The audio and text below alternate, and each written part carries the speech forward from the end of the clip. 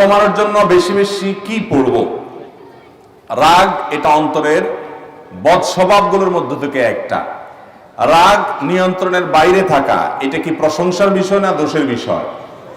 কিন্তু শয়তান আমাদের এই দোষের বিষয়টাকে আমাদের কাছে গুণের বিষয়ে পরিণত করেছে এবং এমন ভাবে উপস্থাপন করে আমরা নিজেকে অনেক কিছু মনে করি, কারণ আমি খুব রাগী।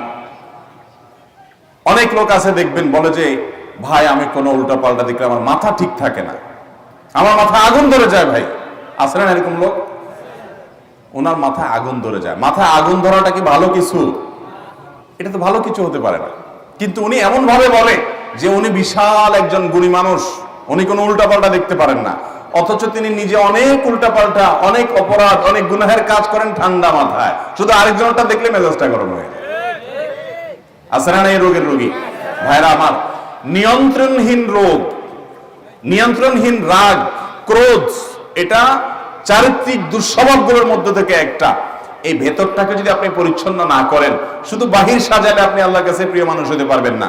আল্লাহ তাআলা কোরআনে বলেছেন ওয়াযারু যাহিরাল ইসমি ওয়া বাতিনা, বাহ্যিক গুনাহ যেগুলো দেখা যায় এগুলো পরিহার করো, আর কিছু আছে ভেতরের গুনাহ দেখা যায় না, অন্তরে হয়, মনে মনে হয়, সেগুলো পরিহার করো। এই উভয়টা পরিহার করার মাধ্যমে আপনি আল্লাহর প্রিয় বান্দা হতে পারবেন। আর এই অন্তর দ্বারা যে সমস্ত গুনাহগুলো মানুষ করে, এর মধ্যে তো একটা হলো যে নিয়ন্ত্রণহীন ক্রোধ। এই ক্রোধের প্রকাশ মানুষের চেহারা, অঙ্গভঙ্গিতে বিভিন্নভাবে ফুটে। এই ক্রোধ আল্লাহ তাআলা এই প্রসঙ্গে কোরআনে কারীমে বলেছেন ওয়াল কাযিমিনাল গায়জ। মুত্তাকি এবং ভালো মানুষ, ঈমানদারদের, নেককারদের প্রশংসা করে আল্লাহ বলেছেন তাদের একটা বৈশিষ্ট্য হলো তারা রাগকে ধরে রাখতে পারে। রাগ ধরে রাখতে পারা এটা মুত্তাকি মানুষের বৈশিষ্ট্য। আর রাগ আসার পর চান্দি গরম হয়ে হুটহাট মুখ দিয়ে কিছু বলে ফেললেন, কোন একটা ঘটায় ফেললেন, এরপর আপনার মনে হলেন যে আপনি বীর বাহাদুর, আপনি হলেন সবচেয়ে ভীরু, আপনি হলেন সবচেয়ে খারাপ মানুষগুলোর মধ্যে থেকে একটা, কারণ আপনি রাগকে নিয়ন্ত্রণ করতে পারেন না। একবার নবী করিম সাল্লাল্লাহু আলাইহি সাল্লাম কোন এক জায়গা দিয়ে যাচ্ছেন, সাহাবীরা সাথে ছিলেন, সেখানে কুস্তি অথবা আপনার বক্সিং টাইপ কোনো খেলা চলছে। তো সেই কুস্তিগীরদের মধ্যে থেকে একজন কুস্তিগীর আছে, তাকে কেউ কোনোভাবে কুপকাত করতে পারছে না। সাহাবীরা বললেন ইয়া রাসূলুল্লাহ, অনেক বড় বীর, তাকে কেউই কুপকাত করতে পারছে না, যত কম্পিটিটর আসে, যত প্রতিযোগী আসে, সবাইকে সে কুপকাত করে ফেলে।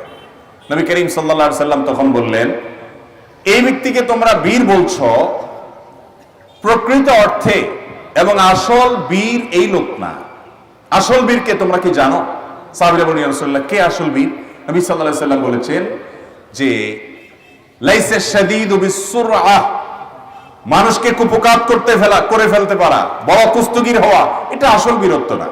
আসল বীরত্ব হলো যে ব্যক্তির মাথা রক্ত উঠে গেছে মাথায়, এরপর সে নিজের রাগকে কন্ট্রোল করতে পেরেছে, হাসি মুখে সেখান থেকে চলে আসতে পেরেছে, কোনো গন্ডগোল ফাসাদ, কোনো ঝামেলা হতে দেয় নাই, কারো গায়ে হাত দেয় নাই, নিজেকে কন্ট্রোল করতে পারে, যে এ হলো আসল বীর, এ হলো আসল বাহাদুর। আর যদি রাগ আসলে আপনি ছেড়ে দেন, তাহলে আপনি ডায়রিয়ার রোগীর মতো ডাইরেক্ট হয়ে গেছে। আছে না এরকম ডাইরেক্ট রোগী অনেক? মেজাজ গরম হয়ে গেছে, মুখ দিয়ে বলে ফেলছে, মেজাজ গরম হয়ে গেছে, ধুম করে দিছে বাড়ি, মেজাজ গরম হয়ে গেছে, দিছে বক্সিং, দিছে একটা গালি। এটাকে বলা হয় ডায়রিয়ার রোগীর মতো ডাইরেক্ট। এই লাইন ডাইরেক্ট হওয়া মানুষের সংখ্যা আমাদের সমাজে কম না বেশি? অতএব যদি রাগকে নিয়ন্ত্রণ করতে পারেন আপনি, রাগ থাকা দোষের কিছু নয়, রাগকে নিয়ন্ত্রণ করতে না পারাটা হলো দোষের বিষয়। জায়গা মতো রাগ প্রয়োগ করতে হবে, পরিমাণ মতো, যেখানে যতটুকু দেওয়া যায় সেখানে ততটুকু, অজাগায় এবং পরিমিত না করে যেমনি সেমনি নিয়ন্ত্রণহীন ভাবে রাগ ছেড়ে দেওয়া, এটা অনেক বড় একটা দোষের বিষয়। ভাইরা আমার, কোরআনে কারিমে আল্লাহ তাআলা যেমন বদমেজাজ কন্ট্রোল করতে বলেছেন, একজন সাহাবী বলছেন ইয়া রাসূলুল্লাহ, আমাকে একটু উপদেশ দেন।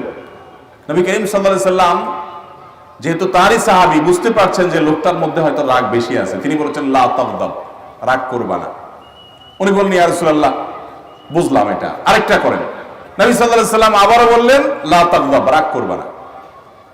লোকটা বলল ইয়া রাসূলুল্লাহ, এটা তো বুঝলাম, আপনি আমাকে আরেকটা উপদেশ করেন। তৃতীয়বারও তিনি বললেন লা তাগদাব, তুমি রাগ করো না, রাগকে নিয়ন্ত্রণ করো।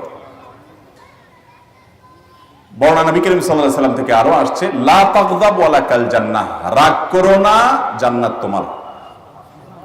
কত বড় একটা বিষয় চিন্তা করেন। অথচ এটাকে আমরা কোরআন হাদিসের আলোকে কোনো ভালো কাজ মন্দ কাজের তালিকায় রাখছি না, যে রাগ নিয়ন্ত্রণ করা ভালো কাজ আর রাগ যেখানে সেখানে ছেড়ে দেওয়া এটা গুনাহের কাজ। কোনো কোনো ক্ষেত্রে এর ফলে বড় বড় অপরাধ হতে পারে। অতএব ভাইরা আমার, রাগ নিয়ন্ত্রণ করার চেষ্টা করবো তো ইনশাআল্লাহ। রাগ নিয়ন্ত্রণ করার জন্য কিছু এক্সারসাইজ আছে, এক্সারসাইজ গুলো করলে রাগ নিয়ন্ত্রণ হবে ইনশাআল্লাহ। নাম্বার 1, আউযু বিল্লাহি মিনাশ শাইতানির রাজিম পড়বেন, এটাতে রাগ নিয়ন্ত্রণ হবে।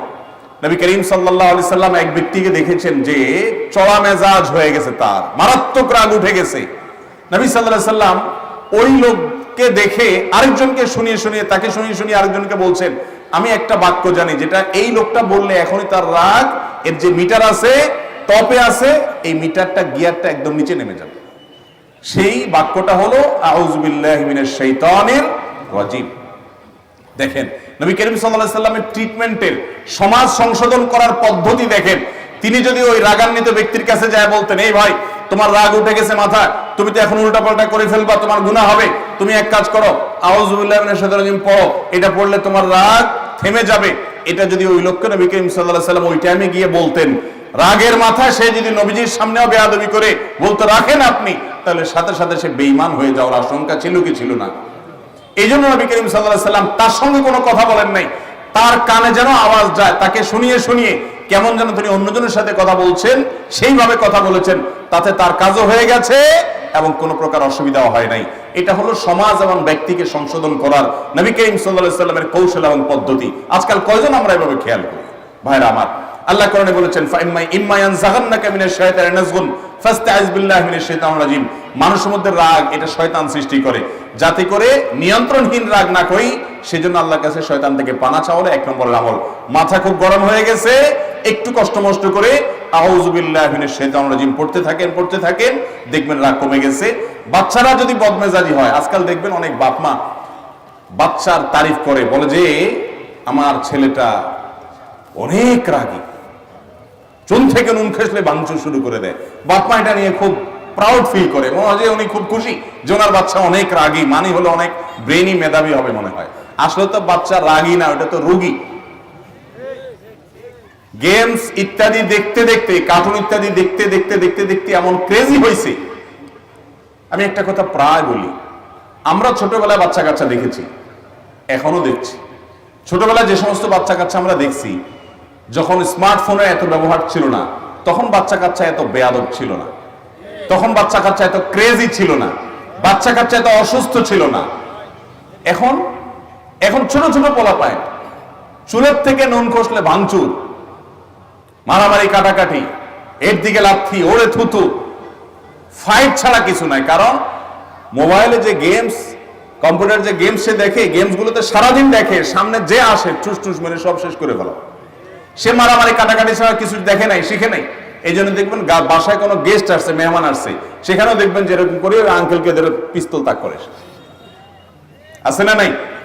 বাইরে আমার বাচ্চাগুলোকে আমরা অসুস্থ বানিয়ে ফেলছি এগুলো দিয়ে। যাই হোক, তো ক্রেজি হয়ে যাচ্ছে বাচ্চারা বদমেজাজি হয়ে যাচ্ছে। আগে বাচ্চা এত বদমেজাজি ছিল না, এগুলো আমাদের হাতের কামাই।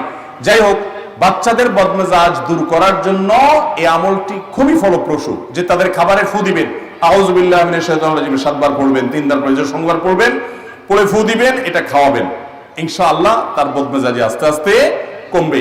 তবে এদিকে যদি গেমস খেলানোর ভিতরে তাকে চালু রাখেন, অব্যাহত রাখেন, আর এদিক দিয়ে আউযুবিল্লাহ পড়েন, তাহলে কাটাকাটি হয়ে যাবে, কাজের কাজ কিছুই হবে না। কথা কি বুঝাতে পারছি? এই জন্য ওই অপকর্মটা বন্ধ করতে হবে, আউযুবিল্লাহ বেশি করে পড়তে হবে। এর মাধ্যমে কি হবে? রাগ কমে যাবে ইনশাআল্লাহ। রাগ কমানোর জন্য দ্বিতীয় আমল হলো অবস্থার পরিবর্তন করা। এটাও হাদিসে নির্দেশিত একটি আমল, এবং এই আমলটি আপনি জীবনে 2-4 বার পরীক্ষা করে দেখেন, অসম্ভব উপকারী এবং তৎক্ষণাৎ উপকারী একটা আমল। সেটা হলো নিজের অবস্থার পরিবর্তন। অবস্থার পরিবর্তন মানে ধরুন আপনার রাগ এসেছে এক জায়গায়, একটা দোকানে আপনার মেজাজ গরম হয়েছে, আপনি সেখান থেকে যদি একটু বের হয়ে যান, দেখবেন রাগ কমে গেছে। আপনার দান অবস্থা রাগ আসছে, আপনি যদি বসে যান রাগ কমে যাবে। বসা অবস্থা রাগ আসছে, লম্বা হয়ে শুয়ে যান, দেখবেন রাগ কমে গেছে। সাধারণত রাগী ব্যক্তিতে এক ধরনের রোগী, এই রোগী বেচারা নিজে বুঝে না কি করতে হবে, তখন যদি অন্য কেউ হাত ধরে বলে, ভাই চলেন এখান থেকে বাইরে হন, আসেন আপনি অন্য জায়গায় নিয়ে যাই, কোন রকম টেনে অন্য জায়গায় নিয়ে যান, দেখবেন যে রাগের মিটার আসতে কমে গেছে। অতএব রাগ নিয়ন্ত্রণ করার জন্য অবস্থা এবং জায়গার পরিবর্তন, এটা উপকারী। নাম্বার 3, যে কোনো ঝগড়া বিবাদ পরিহার করা, এটা খুব সওয়াবের কাজ। না ঝগড়া করা সওয়াবের কাজ? নবী করিম সাল্লাল্লাহু আলাইহি ওয়াসাল্লাম বলেছেন, এক ব্যক্তি সত্যের উপরে প্রতিষ্ঠিত, তারপরেও অহেতুক ঝগড়া বিবাদ যদি পরিহার করে, আমি তার জন্য জান্নাতের সেন্টার পয়েন্টে একটা প্রাসাদের দায়িত্ব নিলাম।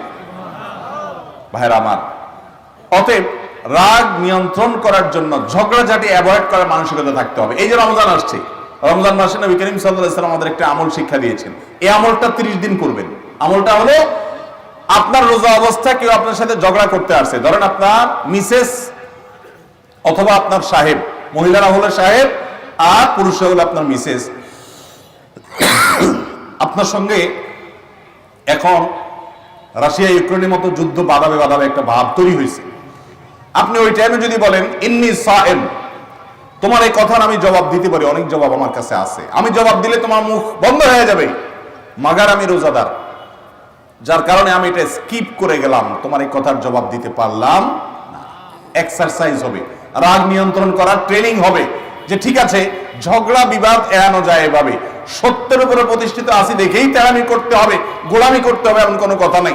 এই যে ফেসবুক, সুবহানাল্লাহ, শয়তান আমাদেরকে নেক্সট সূরাতে ধোঁকা দেয় যে আমি লড়াই করতেছি, ফেসবুক মুজাহিদ আছে না কিছু, অযথা কোন একটা মাসআলা নিয়ে মত পার্থক্য আছে আরবদের মধ্যে, নিজের মুসলমান ভাই বিরুদ্ধে লেগে গেছে, লড়াই করতেছে, ফেসবুকে তর্ক বিতর্ক করতেছে, পাল্টা উত্তর দিচ্ছে, এগুলা দিতে দিতে দিতে দিতে মেজাজ গরম করছে, কটু কথা বলছে, উনি মনে করতেছেন ইসলামের খেদমত করছে, আসলে উনি ইসলামের 12টা বাজাচ্ছে। আছে না নাই ভাইরা আমার? অতএব ঝগড়া বিবাদ এড়ানো, এটারও রাগ নিয়ন্ত্রণ করার অনেক বড় একটা বিষয়। 4 নম্বর আমল হলো ওযু করা। ওযু করার মাধ্যমেও রাগ নিয়ন্ত্রণ করা যায়। খুব বেশি মেজাজ গরম হয়েছে, একটু হাত মুখে পানি দিয়ে দেন, দেখবেন রাগ হলে কিন্তু শরীর গরম হয়ে যায়। ওযু করেন, দেখবেন ইনশাআল্লাহ রাগ কমে যাবে। 5 নম্বর হলো রাগ নিয়ন্ত্রণের উপকারিতাগুলো চিন্তা করবেন, আর রাগ নিয়ন্ত্রণ না করার পরিণতি চিন্তা করবেন। জীবনে যতবার মুখটা ছোট হয়েছে, প্রত্যেকে যার যারটা হিসাব করে দেখেন, জীবনে যত জায়গায় আপনার মুখ ছোট হয়েছে, আপনার যত জায়গায় বেইজ্জত হয়েছেন, তত জায়গায় দেখবেন অনিয়ন্ত্রিত রাগ, অজাগায় রাগ করে আপনি পরবর্তীতে শরম পাইছেন, লজ্জা পাইছেন, মুখটা ছোট হয়েছে। একটা কথা আছে না বাংলায়, রেগে গেলেন তো জিতে গেলেন না হেরে গেলেন? রাগ করে মানুষ জিতে না হারে? অতএব ভাইরা আমার, এই বিষয়গুলোকে মাথায় রেখে প্রয়োজনে বেশি বদমেজাজ হয় তো বাসা বাড়িতে আপনার রুমে এগুলো লিখে টাঙায় রাখবেন পয়েন্টগুলো। রাগ নিয়ন্ত্রণের উপকারিতা, রাগ নিয়ন্ত্রণের উপায় অফিসে আপনার ডেস্কের সামনে রেখে দিবেন। যদি খুব বেশি তেড়া কিসিমের মানুষ হন, আপনি বদমেজাজের মানুষ হন, বারবার দেখতে দেখতে দেখতে দেখতে আপনার ব্রেইনে একটা সেট আপ হবে যে না, আমার রাগকে নিয়ন্ত্রণ করতে হবে। আল্লাহ তাআলা আমাদের সবাইকে বেঁচে থাকার তৌফিক দান করুন।